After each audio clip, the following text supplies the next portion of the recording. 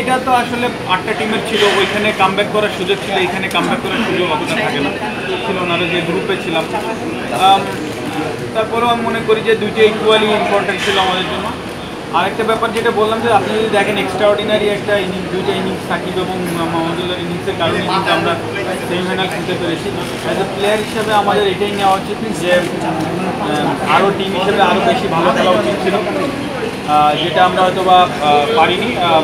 তবে নেক্সট টাইমে আমাদেরকে আরও ম্যাচিউর খেলতে হবে, যেটা বললাম যে অ্যাজ এ বোলাররা যারা আছে তাদের গ্রুপ ভালো বোলিং করতে হবে, কারণ এই ধরনের ফ্ল্যাট উইকেটে কীভাবে বোলিং করতে হয় হয়তো বা এইবার যেটা পারিনি, হয়তো বা নেক্সট টাইমে এই এক্সপিরিয়েন্সটা কাজে লাগাতে হবে যে কীভাবে এইসব উইকেটে বোলিং করতে হবে। তো এখন সময় এগুলোকে বিল্ড করে নেক্সট যে সিরিজগুলো আছে এগুলো ভালো খেলা এবং সেম টাইমে রেডি হওয়া মেন্টালি, ফিজিক্যালি এবং অবভিয়াসলি স্কিল ওয়াইজ।